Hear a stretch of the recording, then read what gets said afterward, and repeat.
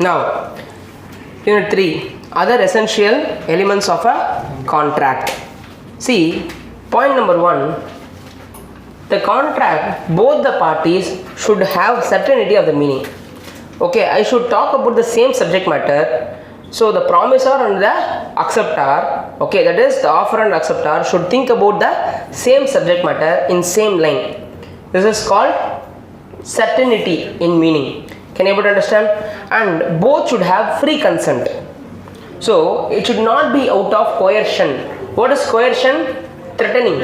Okay, the acceptor accept because the offerer threatened him. Or it should not be undue influence, blackmailing, or misusing the relationships. Okay, this is called undue influence. Okay, for example, the teacher influencing a student to sell the brand new bike at cheap price to the teacher. This is called undue influence. What is coercion? Threatening. Now, sometime a person need of money because it is emergency. Okay, relative is admitted in the hospital. They are in need of money.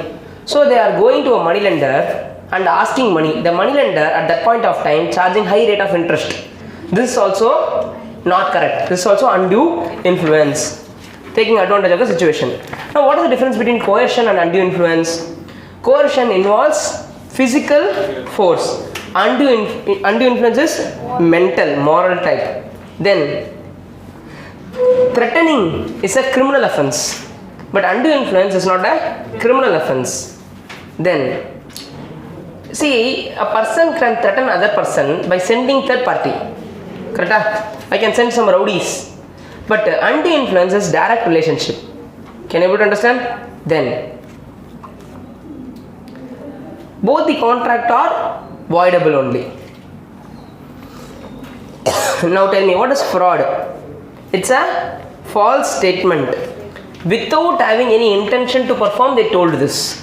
Then to deceive other, to cheat other, they told this. And it is even they tell something or they will not tell something. They will tell something wrong or they will not tell something. That is also fraud. See, when silence amount to fraud, when you should have told, at that point of time you kept quiet, that is also fraud. For example, mistake in the prospectus of a company is a fraud. Concealing the fact at some time, it is also fraud. Not disclosing the problem of a product and selling it is also a fraud.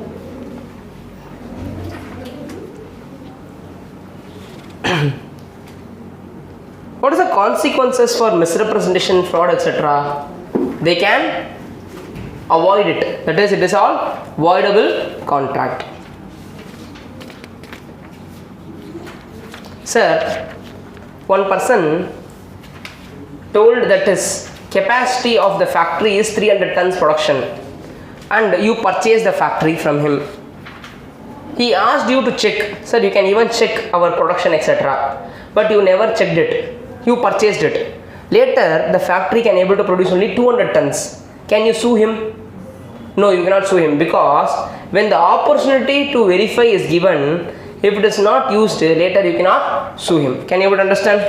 So sometimes misrepresentation, you cannot sue that person. Then mistake of fact. See, there are two types. One is mistake of law, another one is mistake of fact. See, if both the parties are under mistake of fact, it is void contract. For example, the ship already sunk in the ocean. We are talking about that ship and we are dealing based on some goods is in the ship, but the ship is already sunk in the ocean. Now this is mistake of fact, hence our contract itself is void. Mistake of law is not void, okay? But mistake of fact, that too bilateral mistake, okay? So both the parties are under mistake. Unilateral mistake is voidable. Bilateral mistake is void.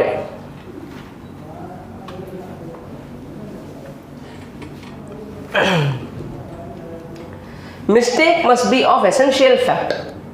So some remote fact and all is not a thing. Essential fact mistake and it's void. Then, so when a contract is void, when there is a mistake should be of material fact.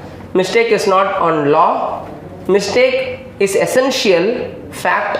Then the mistake is a bilateral mistake. These 4 conditions should be satisfied. Then only a mistake can be treated as void. Then, what are all capacity to contract? Person should be of major. It should be major. Then, so a contract entered into between minor is altogether void. That is called dash void ab initio. Then, but can a minor be beneficiary? Yes, minor can be a beneficiary, but minor cannot enter into a contract. Okay, he should not be made liable. Can minor always plead minority? Yes, he can always plead minority. Then, sir, minor later can he ratify after becoming major? No. Okay, he should enter into a new contract. That's called novation. Cancellation of the old contract, enter into the new contract. Can minor be liable for the necessities supplied to him? Yes. From the estates of the minor, the guardian can take the money because of the necessity supplied. Then, contract entered into by the guardian on behalf of the minor is valid, but it should be for necessities. If it is for luxuries or fixed asset contract, it is not valid. Fixed asset contract, for example, a minor want to buy one property. He asked his guardian to buy a property. He cannot do that. Minor guardian cannot sign fixed asset contract. Okay, but for necessities he can do that. Then, second point is sound mind. So first point is what? Majority. Second is sound mind. So sound mind. Now tell me, both the parties to the contract should be of sound mind. For example, one person, the offerer, is a drunkard. During his drinking time, the acceptor got something from him. Now who have to prove that is I am unsound mind at that point of time? Who have to prove? The offerer have to prove. The person who is claiming that I have signed during unsound mind, he have to prove. Can you able to understand? Now imagine a person is in coma. He is generally of unsound mind. Now that point of time he signed one contract. Okay, who have to prove? The person who obtained the goods from him have to prove that he is of sound mind at that point of time. So if a person is all generally sound, but occasionally if he go unsound, if he says that I have signed the contract while I am in unsound, then he have to prove. The person generally is of unsound, but the person who got the benefit from him, okay, during in between time of soundness generally, but he is unsound. So coma then he come awake. Within 5 minutes, 5 minutes he signed some contract. So who have to prove? The person who got the benefit have to prove. Understood? Okay. Then third is contract by disqualified person. What is disqualified person? Alien enemy. Okay. Alien enemies are disqualified persons. Then while during war, okay, for example, India, Pakistan, we are called alien friends, but sometimes it become alien enemy during war time. Understood? At that point of time it is void. Then consideration should be lawful consideration and object should be lawful object. So what are all unlawful object? Forbidden by law, defeat the provisions of law, injury to other person and causing public policy injure. So idella unlawful objective. Then, so when an agreement will become void? If they are going to share a consideration which is received from unlawful objective. Okay, for example, I do pickpocket, we will share that. You only put a sketch how to do pickpocket. I kidnap, we will share the money. Okay, and stopping prosecution, I told you in the first lesson itself, stifling prosecution, giving consideration is void. Then what is unlawful consideration? Forbidden by law. For example, cutting sandalwood trees. You please cut the sandalwood trees, redwood trees, you give it to me, I will pay you consideration. These are all forbidden by law, unlawful activities. Then sometimes consideration defeats the provision of law. For example, I told you, no, you should not give consideration for a person who's to be, means he is bound to do certain activity. Giving money to witness, okay, it is void. Then adoption. See, a Hindu adopted one boy from another family. Can he give consideration for the adoption to that family? It's like a sale of baby. Can you able to understand? See, one Hindu family, they didn't have kid. Another family have kid. They have 2-3 kids. Okay, and they are poor also. So this family is ready to adopt one kid from that family. Can they pay money to that family? If they pay money, this is unlawful. Okay. Then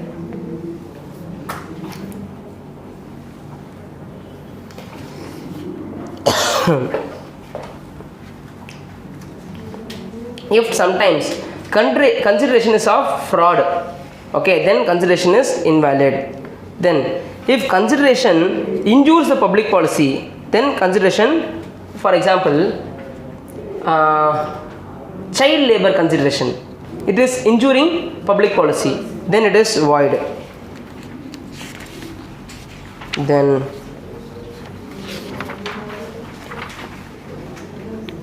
where consideration is immoral, I already told you example. Going to a prostitute, giving consideration, okay, is immoral activity. Then sometimes consideration opposed to public policy, stifling prosecution, trading with enemy country. Then maintenance and champerty. What is maintenance and champerty? For example, one boy met with an accident, but he is a poor boy. One lorry, he has made an accident. One advocate came to that boy. He is asking that boy to sign some papers. I will initiate a suit for you. I will sue the lorry driver and I will get money from him and I will give you. On giving that money, you pay me 25% of the total money which you have received as consideration to me. What is this called? Maintenance and champerty. Is it valid in India? Maintenance and champerty is valid in India, but it is void in UK. Come on, tell me, what is maintenance and champerty? If a person, okay, is an advocate, he voluntarily file a suit for some other beneficiary, and on the merits, on if he get the consideration, they will share some money. This is called what? Maintenance and champerty. It is valid in India. Okay, it's called profit on litigation. It's called what? Profit on litigation. You cannot buy any judge, okay, by giving money. This is invalid consideration. Okay, paying money to a judge is not a valid consideration. Then if you pay consideration to a marriage broker for setting the marriage, okay, this is a invalid consideration. So you should never pay money to a marriage broker. Sir, we are paying consideration for matrimony.com. No, you are paying money for the database and not for marriage brokerage. They are never promising you that you will get married. Correct? 1 year subscription you are paying charges.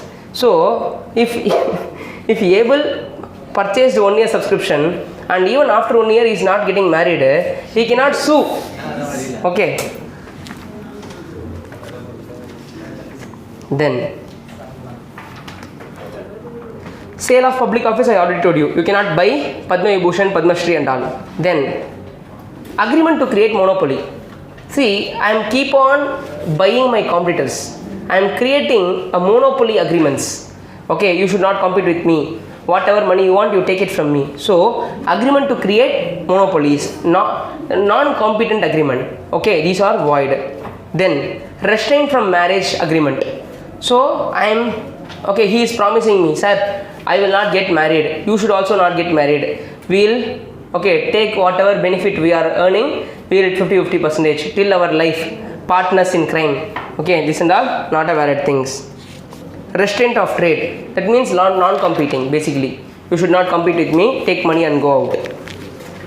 See, but restraint of trade, sometimes it is a valid consideration. For example, I am telling you, I am having one Pani Puri shop, you are also having one Pani Puri shop. You are putting that Pani Puri shop in front of my shop. Then I am coming to money, please don't put Pani Puri shop in this circumference. Okay, in this area you please don't put. Please go and put in some other street. Next street you go and put. In this street you please leave me. Okay, take 5,000 rupees consideration from me. Okay, is it valid consideration? Yes. For a particular area, for a particular time period, if you are entering into a non-competing, then it is a valid thing. But you cannot say in India you should not put Pani Puri stop. Okay, abudila you should not take a agreement. Then restraining some person from legal proceeding. I cannot stop money. Hey, money, please don't put any case on me. Take this money and go out. Can you able to understand? So Manikandan cannot. He can put case on me if there is a mistake. I cannot stop him. Then, what are the agreements which are expressly declared as void? Agreement by incompetent person, agreement for unlawful object and consideration, agreement without consideration, agreement restraining trade, marriage, stopping legal proceedings, acting against public policy. All these things are invalid. Then, now, if an agreement, there are two portions. One is legal portion, another one is illegal portion. Legal portion can be exercised, illegal portion cannot be executed. Then, if there is an agreement where the meaning of the main object is uncertain, you cannot enforce it. What is wagering agreement? When there is no interest on the subject matter and it is a sport, it's a game, then it is called wagering agreement. This is void. For example, I am betting that Tendulkar will hit 6, Dhoni will hit 6, Virat will hit 6 in this ball. This is called betting. This is what? I don't have any interest on the subject matter. We are just playing a betting game. This is void. But crossword puzzle is valid because the answer is known.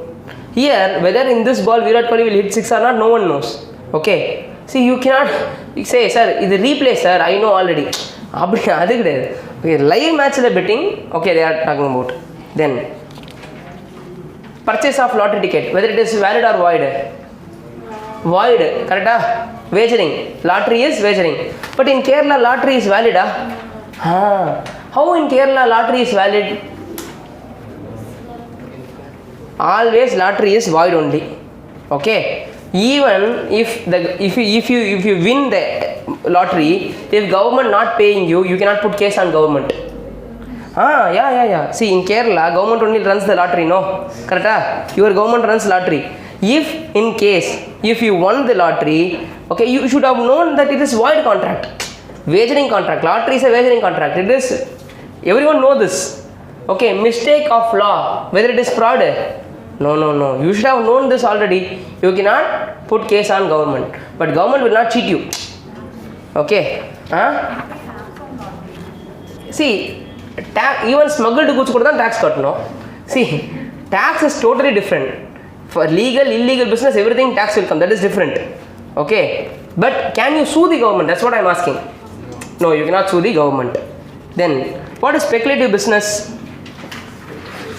When you trade on, when you pay consideration on movement of prices of the goods, that is called speculation business. For example, share trading, when we do intraday, okay, that means I don't have any intention to purchase the shares. I just buy and the same day I will sell it. This is called movement of prices. This is called speculation business. Now I am going to ask you certain questions. A student is induced by his teacher to sell his brand new car at less price. What is his contract? This is a voidable contract because they used undue influence.